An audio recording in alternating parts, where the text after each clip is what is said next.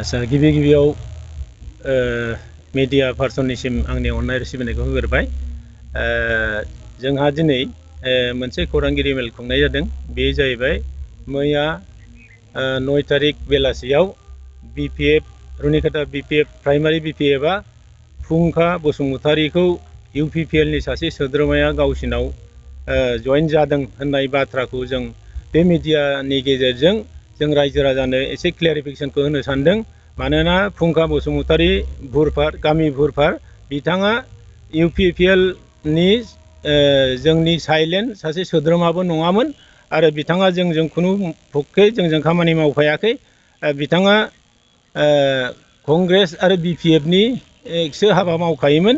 बिनिखायनो जोङो मैया BPFआ होनाय खौरांगिरिनि जिथु खौरांगिरि मेलाव जिथु फोसावनाय राव बे बाथ्राया थारैनो एखे नंखाय होननानै जों बुंथिनो सानदों। मानोना फुंखा बसुमतारीया जोंनि गिबिनिफ्रायनो जोंनि सासे साधारन सोद्रोमाबो नङा आरो बे बाथ्राखौ जोङो दिनै बे खौरांगिरि मेलनि गेजेरजों जोङो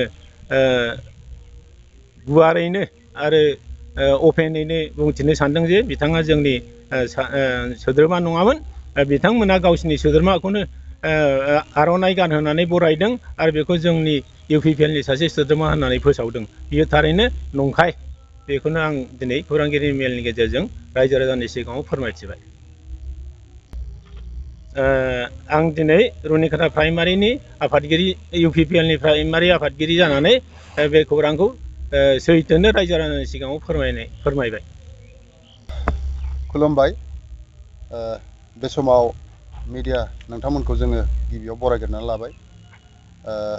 दिनैनि खौरांगिरि जे मेल लिंनायनि मेन उद्देश्यआनो जाहैबाय दहाय जोंहा रुनिकाटा प्राइमारिनि मानगोनां आफादगिरिया फोरमायथिबाय। दा जोंबो 14 नं चिरांदुवार ब्लक लाइमोन गांखंनि जानानै जोंबो फोरमायथिनो सानदों। दा बे हाबाफारियावनो बाहागो लानो हानाय जोंनि 14 नं चिरांदुवार लाइमोन गांखंनि मानगोनां लेङाइ आफादगिरि फिन्नाय बसुमतारी बिथां आरो जोंनिनो 14 नं चिरांदुवार ब्लकनि लाइमोन गांखंनि जा सोद्रोमा नारायण बिथां आरो बे हाबाफारियावनो बाहागो लानो हानाय रुनिकाटा प्राइमारिनि आफादगिरि जाहा महेन्द्र ब्रह्म बिथां आरो बे हाबाफारियावनो बाहागो लानो हानाय रुनिकाटा प्राइमारिनिनो गाहाय नेहाथारि कान्तेश्वर नार्जारी बिथां आरो बे हाबाफारियावनो बाहागो लानो हानाय जोंनि रुनिकाटा प्राइमारिनि गुबुन गुबुन बिबानाव थानाय जोंनि मानगोनां बिबानगिरि बिथांमोन। बे समाव जोङो फोरमायनो साननाया बेनो, थांनाय 8 अक्ट'खालि जोंहा जोंनि 14 नं चिरांदुवार ब्लकनि सिङाव थानाय जोंनि मान होनो गोनां आगुनि एक्स डिपुटि चिफ सार खाम्फा बरगयारिया थांनाय 8 अक्ट'खालि UPPL दोलोआव जइन जाफैबाय। दा बेजों लोगोसे बिथांजों गासै 500निबो बांसिन जोंनि नैबे 14 नं चिरांदुवार समस्तियाव जोंनि UPPL दोलोआव जइन जाफैदों। जों खुब गोजोननाय मोनदों आरो जों बरायनानै लादों। दा जोङो मोनसे बाथ्राखौसो जों फोसावनो सानदों जे थांनाय मैया 9 अक्ट'खालि जिहेतु BPF ब्लक अफिसा जिहेतु खाम्फा बरगयारी सारनि न'आवनो खालामनाय जायोमोन। दा खाम्फा सारा UPPL दोलोआव जइन जानाय लोगो लोगो बिथांमोना गावसिनि ब्लक अफिसखौ मैयाहाय गुबुन सासे बेक्तिनि न'आव बिथांमोना ब्लक अफिसखौ खुलिदों। दा बेजों लोगोसे बिथांमोना जयनिंबो हाबाफारि लानाय जादों। नाथाय जों बे जयनिं हाबाफारिखौ लानायखौ जोङो खुब जोङो निन्दा होयो।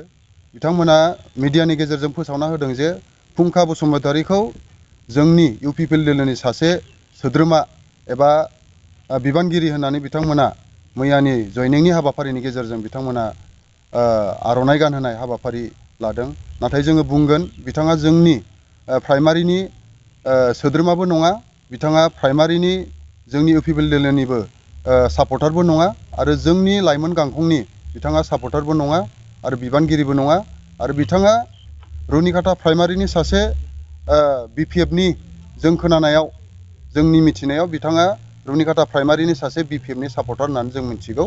दा खुब जोङो जोंनिफ्राय जों बेखौनो बुंगोन बिथाङा जोंनि दोलोनि नङा। बिथांमोना जिखि जाया बिथांमोना फोसावदों बियो नंखाय रायजो राजानि सिगाङाव बिथांमोना गावसिनि सोद्रोमाखौनो आर'नाइ गानहोनानै मैयानि गेजेराव फोसावना होदों दा बेखौ जोङो UPPLनि जानानै जों बिथांमोनखौ सोंखारियो थांनाय 8 अक्ट' खालि खाम्फा बरगयारी बिथाङा नोंथांनि UPPL दोलोआव जगदान जादों बे जगदान जानाय समाव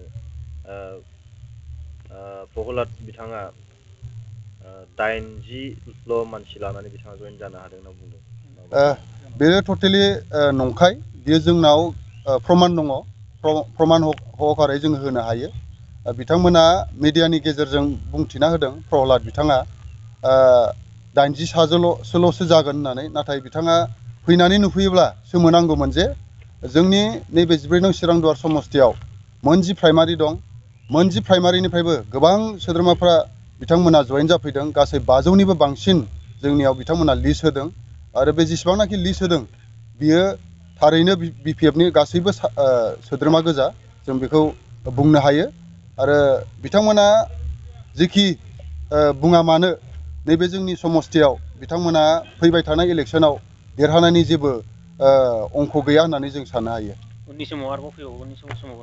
उननि समाव जोङो फैबावगोन होननानै जोङो आसा खालामो आरो दासिम जों गोबां BPFनि दैदेनगिरि बिथांमोना कन्टेक्टआव दंबाय थायो बिथांमोना सम लानानै जइन जागोन जोंनो फोरमायथिदों दा बे समाव जोङो आरो थांनाय जे 8 अक्ट' खालि BPFनि जे UPPLआव जइन जाफैनाय हाबाफारिमोन बेवहाय बिथांमोननि सोद्रोमाफ्रा जे जोंनि दोलोआव जइन जानो फैनाय बिथांमोना होबथादोंसो होननानै जोङो मिथिनो मोननाय जादों मोनसे गोजोनथाव खौरां क'क्राझार जिल्लानि सिङाव काजिगावआव थानाय गुरुदेव कालिचरण ब्रह्म एकाडेमियाव बर' बिजोंनि थाखाय गोदानै 2025-2026 इं मायथाइनि सोलोंथाइ बोसोरनि मुं थिसननाया जागायबाय थाखो बिथराइनिफ्राय लानानै थाखो गुसिम मुं थिसननाय जागोन मुं थिसननाया 10 फेब्रुवारिनिफ्राय जागायगोन रेबगान्थि आरो खाबुफोर थागोन जेरै हौवासा आरो हिन्जावसाफोरनि थाखाय आलादा हस्टेलनि खाबु हस्टेलनि फरायसाफोरखौ थाखो फोरोंगिरियानो जोथोन लायो गोहैलो फरायसाफोरखौ फोरोंगिरिफोरा उफ्रायै जोथोन लानाय जायो HSLC आनजादाव 100% उथ्रिसारनाय कम्पिउटार सोलोंथाइनि खाबु इंराजि आरो हिन्दी राव रायनायनि खाबु